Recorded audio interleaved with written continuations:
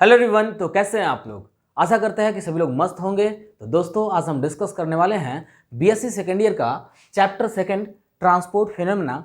इसमें हम पहला पेपर अभी डिस्कस कर रहे हैं। इसके पहले भी हमने कई सारे वीडियोस बनाए हैं जिसमें हमने पहले चैप्टर को कम्प्लीटली डिस्कस कर दिया है और दूसरे चैप्टर को लगभग हमने आधा कंप्लीट करा चुका है और कुछ पोर्शन, दो टॉपिक लगभग बचा हुआ है। ऐसे कह सकते हैं मैक्सवेल का जो वेलोसिटी डिस्ट्रीब्यूशन है वो बचा हुआ है और मैक्सवेल का स्पीड डिस्ट्रीब्यूशन बचा हुआ है। ठीक है, तो ये हमारा थर्ड लास्ट टॉपिक है इस चैप्टर का। तो इस वीडियो में हम डिस्कस करेंगे ट्रांसपोर्ट फिनोमेना का तीसरा कैरेक्टरिस्टिक जो है ट्रांसफर ऑफ मास या डिफ्यूजन कह सकते हो। ठीक है, ट्रांसफर ऑफ मास या फिर डिफ्यूजन कह सकते हैं आप। तो सबसे पहले हम ये समझेंगे कि डिफ्यूजन क्या होता है। What do you mean by diffusion.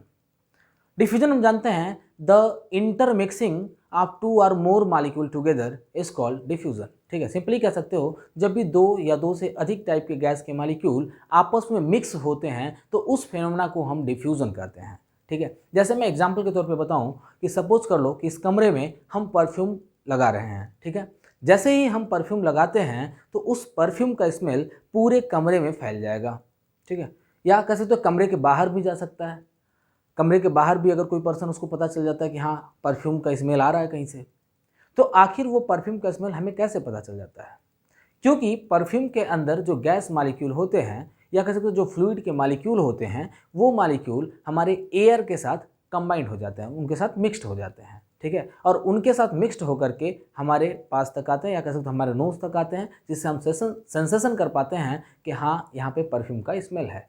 ठीक है, और भी एग्जाम्पल बताते हैं। जैसे सपोज कर लो किसी कमरे में हम अगरबत्ती जला दिए हैं, उस अगरबत्ती की खुशबू पूरे कमरे में फैल जाती है। कैसे फैल जाती है? क्योंकि जो अगरबत्ती से निकलने वाले गैसेस के जो मॉलिक्यूल हैं, यानी कि जब अगरबत्ती बर्न कर रही है तो उससे जो गैस मॉलिक्यूल जो रिलीज हो रहे हैं वो गैस मॉलिक्यूल एयर के साथ मिक्स होकर के हमारे पूरे कमरे में फैल जाएंगे। ठीक है, यहाँ पर भी आपने देखा डिफ्यूजन।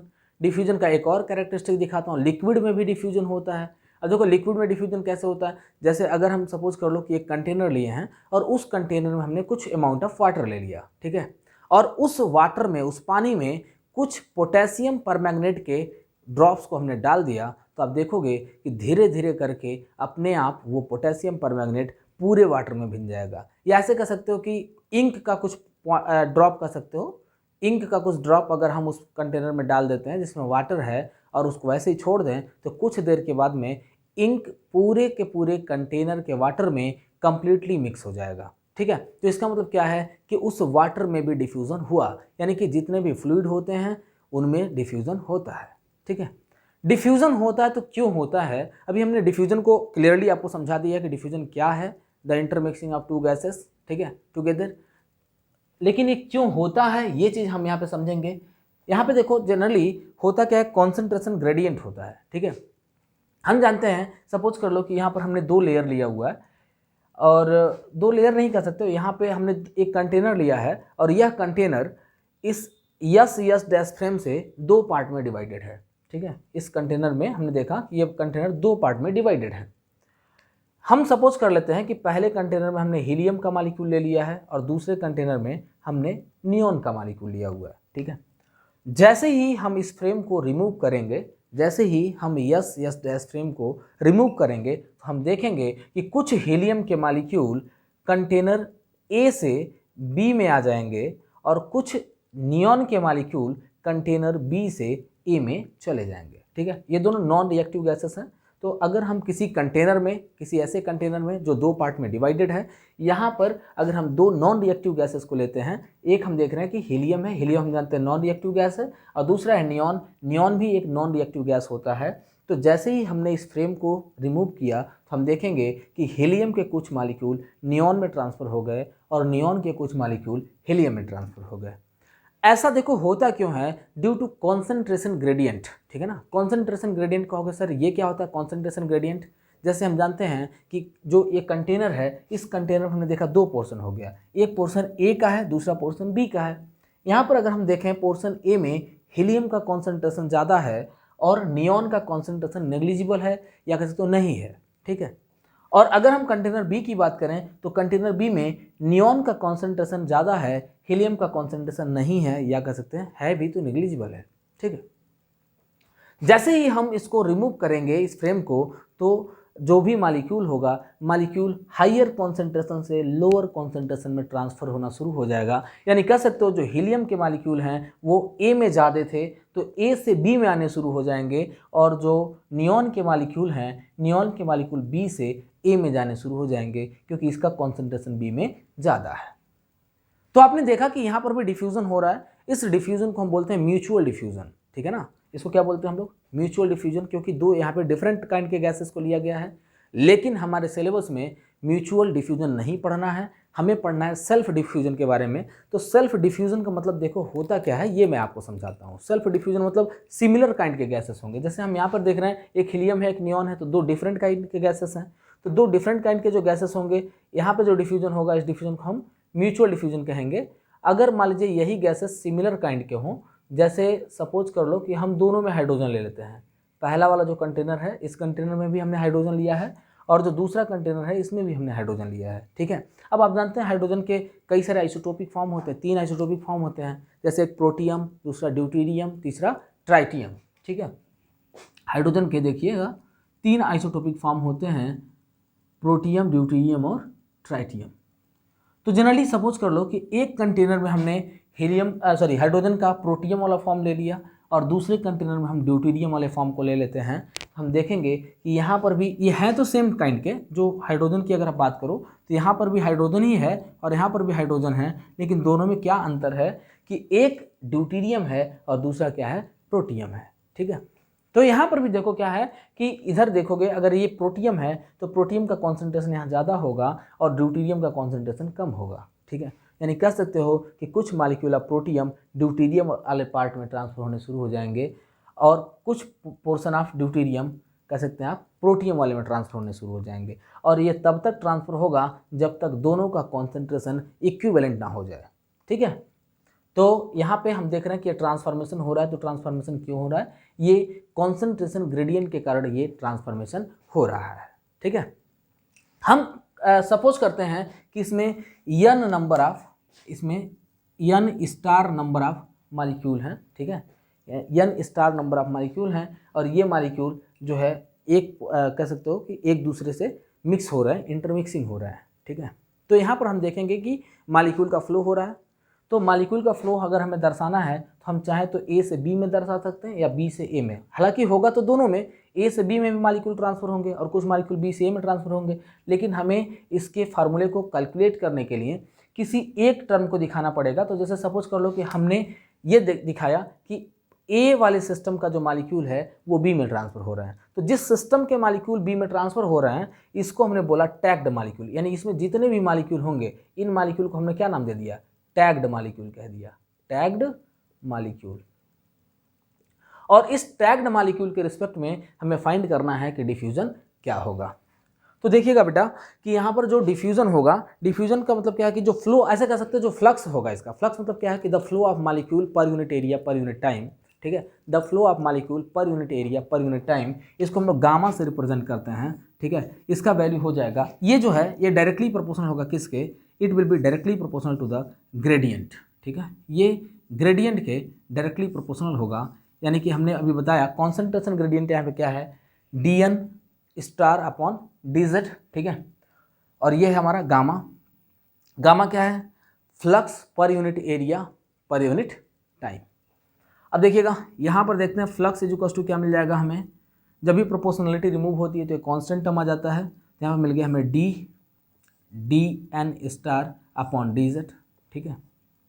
और यहाँ से देखोगे कि ये d क्या है? d is called coefficient of diffusion, ठीक है ना। इसको क्या बोल सकते हैं? d को हम बोलते हैं कोफिशिएंट ऑफ डिफ्यूजन, और ये बता रहा है अपोजिट डायरेक्शन को, नेगेटिव साइन। यहाँ पे लिख सकते हो क्या? Where d is the coefficient of diffusion, ठीक है ना। अगर इस कोफिशिएंट ऑफ डिफ्यूजन का वैल्यू अगर आप निकालना चाहें, इसका मैग्नीट्यूड यदि तुम फाइंड करते हो तो कोफिशिएंट ऑफ डिफ्यूजन का जो मैग्नीट्यूड होगा, mod of coefficient of diffusion यानी कि d, it will equals to gamma upon dn star upon dz, ठीक है। अब देखिएगा इसका SI यूनिट क्या होगा? तो द SI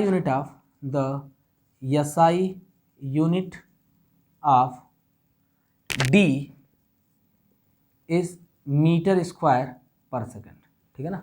तो इसका एसआई यूनिट क्या होता है, इस डी का एसआई यूनिट होता है मीटर स्क्वायर पर सेकेंड। अब देखो यहाँ पे एक चीज़ और बता दूं, ये कॉन्सेप्ट कहाँ से अप्लाई किया गया है, कैसे dn अपॉन dz, यानी कि ये जो फ्लो है, फ्लो इस कॉन्सेंट्रेशन पे कैसे डिपेंड करता है, इस चीज़ को मैं थोड़ा सा क्लियर करना चाहूँगा यहाँ पे, ठीक है। ये कैसे कॉन्सेंट्रेशन ग्रेडियंट पे कैसे डिपेंड करता है फ्लो या फ्लक्स, ये यहाँ पे थोड़ा सा मैं क्लियर करता हूँ। आपने एक इक्वेशन पढ़ा है ideal gas equation, ideal gas equation आपने पढ़ा है, by ideal gas equation P V is हमने पढ़ा म्यू आर टी होता है, ठीक है ना। पी बी इज क्या होता है, म्यू आर टी या एन आर टी भी इसको बोलते हैं। पी बी इज चलो लिख लेते हैं, P V is N R T है, ठीक है। तो यहाँ पर देखोगे अगर हमारा प्रेशर कह रहा हूँ, यहाँ पे जो वॉल्यूम है, वॉल्यूम और टेम्परेचर यदि कांस्टेंट हो, आर तो ऑलरेडी कांस्टेंट है, यहाँ पे क्या करो आर टी को इधर भेज दो, तो P V upon R T is equals to हो जाएगा एन, ठीक है।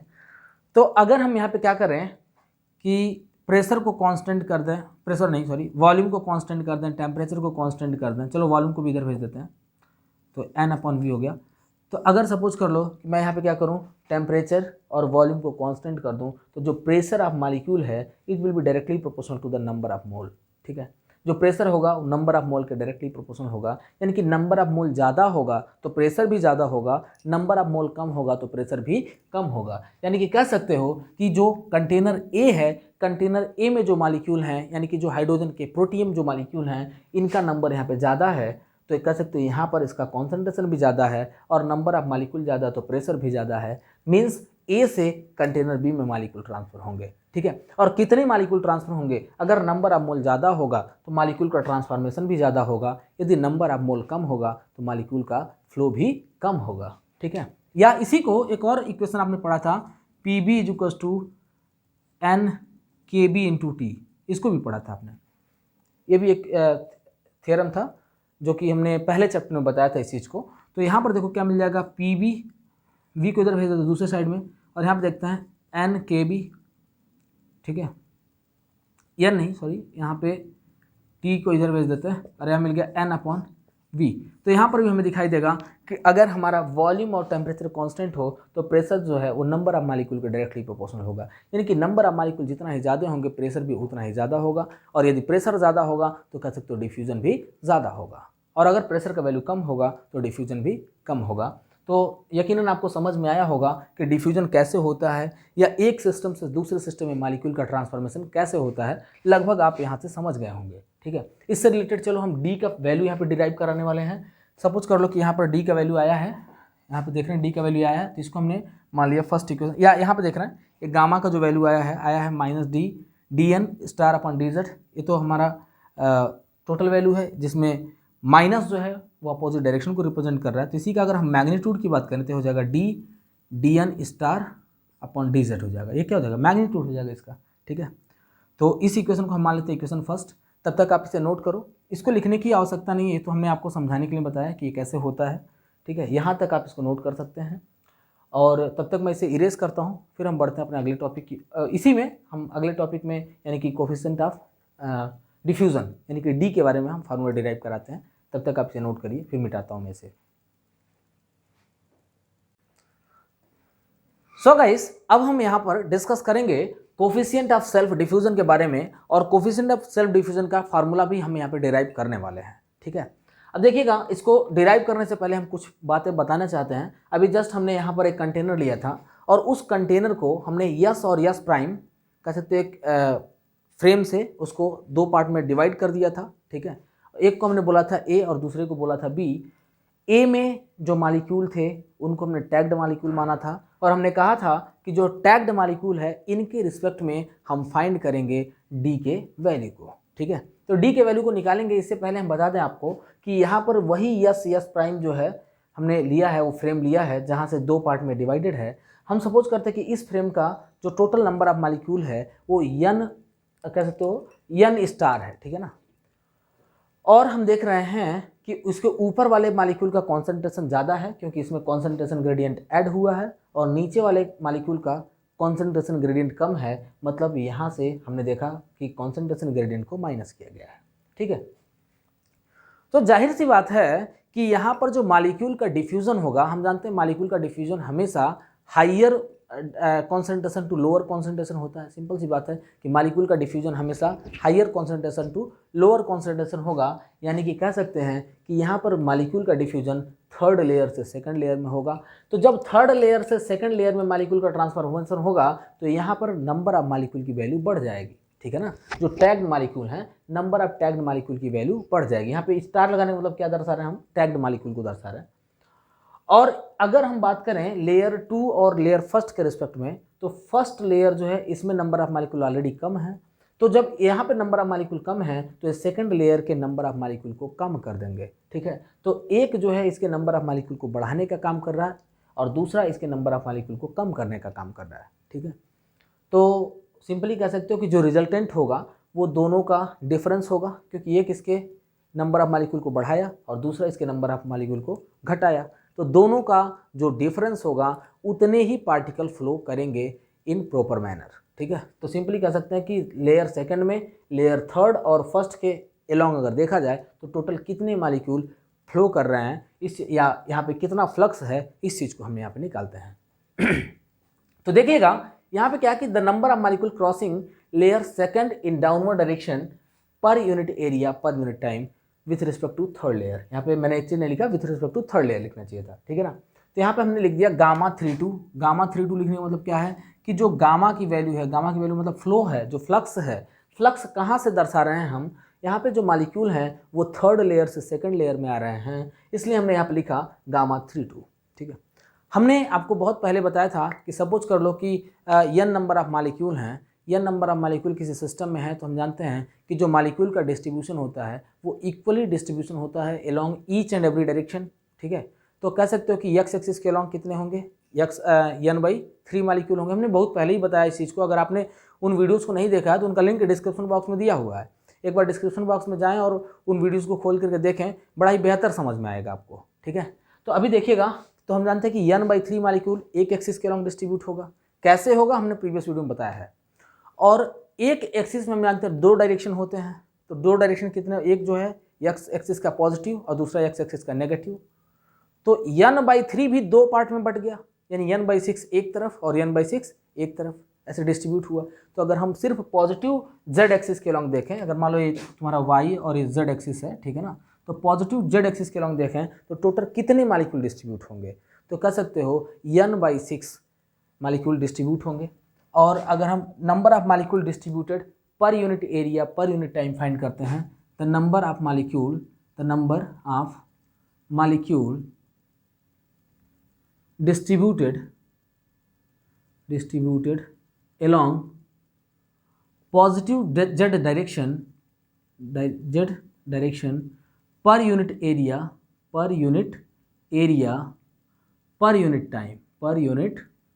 time इज इक्वल टू कितना हो जाएगा 1/6 इंटू वी एवरेज, यहाँ पे n होगा, sorry n/6 into V average.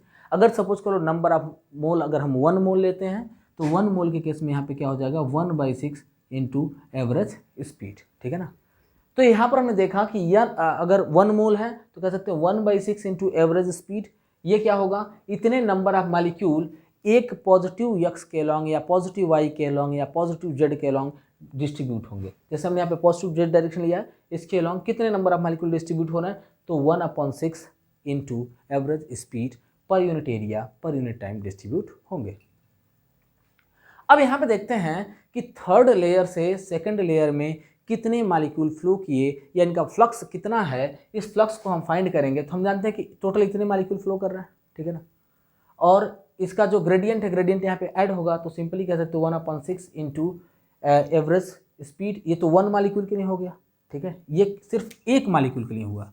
और टोटल नंबर ऑफ मॉलिक्यूल कितने हैं, n plus dn star upon dz into lambda, total इतने मॉलिक्यूल हैं। तो हमने क्या किया, एक मॉलिक्यूल का जो फ्लो है इस फ्लो में टोटल नंबर ऑफ मॉलिक्यूल से मल्टीप्लाई कर दिया, यानी कि टोटल इतने नंबर ऑफ मॉलिक्यूल फ्लो करेंगे from layer third to second.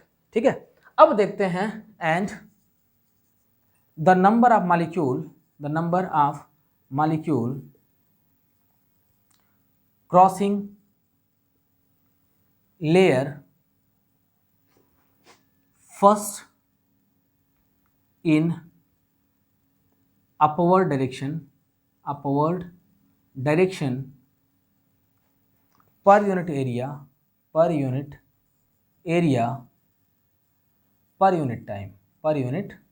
time, ठीक है। इसको हम लोग गामा 1 2 से रिप्रेजेंट करते हैं, तो यहाँ पे हमें मिल जाएगा 1/6 इंटू एवरेज स्पीड। हम जानते हैं कि ये जो है इतने मालिक्यूल, एक मालिक्यूल जो है इतना डिस्ट्रीब्यूट होगा पर unit area per unit time. तो टोटल नंबर ऑफ मालिक्यूल कितने हैं, तो कह सकते हैं टोटल नंबर ऑफ मालिक्यूल हमारे n star minus dn star upon dz into lambda, ठीक है। हम जानते हैं कि अगर टोटल इफेक्ट को निकालना चाहते हैं कि यानी टोटल नेट फ्लक्स कितना हुआ, नेट फ्लक्स को डिफाइन करना चाहेंगे आप, तो यहाँ पे लिखेंगे क्या, 10 net flux is equal to हो जाएगा यहाँ पे flux of third layer, second layer with respect to third layer, और फिर flux of second layer with respect to first layer, ठीक है। हम देख रहे हैं कि दोनों के रिस्पेक्ट में जो फ्लक्स है, हम पहले वाले के फ्लक्स में दूसरे वाले के फ्लक्स को माइनस कर देंगे। तो यहाँ पर देखिए हमें वैल्यू मिल जाएगा 1/6 इंटू एवरेज स्पीड। देखिए दोनों में कॉमन है, इसको हमने कॉमन ले लिया। यहाँ पे हमें मिल जाएगा n star plus dn star upon dz into lambda, minus इधर मिल जाएगा n star minus dn star upon dz into lambda, ठीक है। और यहाँ पर हमें दिखाई देगा कि n स्टार से n स्टार कैंसिल हो गया, और यहाँ पे माइनस और माइनस मिलके प्लस हो जाएगा, तो 2dn star upon dz into lambda आ जाएगा। तो यहाँ पे हमें मिल जाएगा क्या, flux is equal to 1/6 into average speed into 2dn star upon dz into lambda. यहाँ पे 2 से 6 कैंसिल हो जाएगा 3 बार में, और हमें मिल जाएगा 1/3 into average speed into dn star upon dz into lambda, ठीक है। ये किसका वैल्यू मिल गया, फ्लक्स का। इसको हमने मान लिया सेकंड इक्वेशन, ठीक है। क्या करो, पहले इक्वेशन से इसका कंपेयर कर दो, क्योंकि पहले इक्वेशन में याद करो यहाँ पे हमने पहला इक्वेशन लिखा था।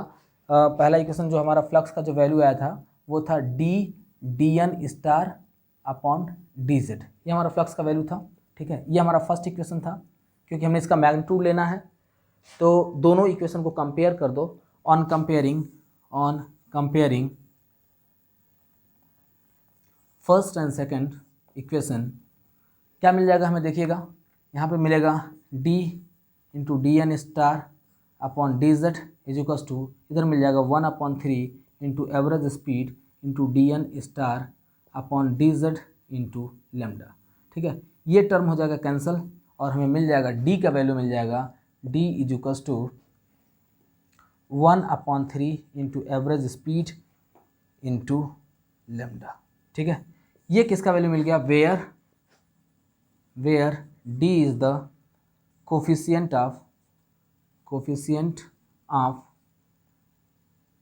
डिफ्यूजन, या सेल्फ डिफ्यूजन लिखते हैं, coefficient of self diffusion,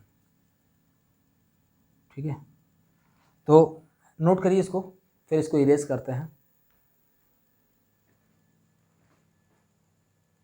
so guys, रात काफ़ी ज़्यादा हो गया है, और हमने देखा कि हमारे वीडियो का जो लेंथ है वो भी काफ़ी ज़्यादा हो गया है। आप जानते हैं कि मैं बहुत ज़्यादा बड़ा वीडियो नहीं डालता हूँ, अधिकतर 20 से 30 मिनट के आसपास का वीडियो डालता हूँ, और रात के लगभग 11:30 हो रहे हैं।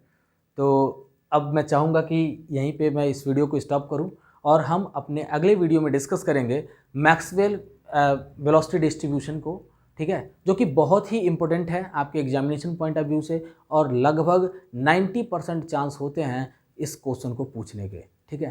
तो अगर आप हमारे चैनल पर नए हैं तो इस चैनल को सब्सक्राइब कर लें, और बेल आइकन दबाना तो बिल्कुल भी ना भूलना, ताकि जैसे ही मैं उस वीडियो को अपलोड करता हूं आपको लिंक मिल जाएगा, और आपके जितने भी फ्रेंड्स हैं आप अपने फ्रेंड्स से हमारे वीडियो को शेयर करें, हमारे लेक्चर को शेयर करें। और मैं बता दूं कि मैं अपने इस चैनल पर क्लास 9 से लेकर के 12 तक के एकेडमिक वीडियोज़ को अपलोड करता हूं, जो कि एनसीईआरटी को फॉलो करते हुए हम चलते हैं, ठीक है, और एकदम सीक्वेंस वाइज में वीडियो अपलोड करता हूं, और बीएससी फर्स्ट ईयर और सेकेंड ईयर का वीडियो अपलोड करना शुरू कर ही चुका हूं, थर्ड ईयर का भी जल्द ही मैं वीडियो अपलोड करने वाला हूं। तो अगर आप चाहते हैं कि आपको हमारे वीडियो से लाभ मिल सके तो आप हमारे चैनल को सब्सक्राइब करें। और यार इतनी रात को आपके लिए वीडियो बना रहा हूं तो एक लाइक तो बनता है, और वैसे भी आपके एक लाइक से आपका कुछ कम नहीं होगा, बल्कि हमारा हौसला और बढ़ेगा और मैं आपके लिए नए नए कंटेंट लेकर के आता रहूँगा। तो तब तक मैं विदा लूँगा, मिलते हैं आपसे अगले वीडियो में। जय हिंद।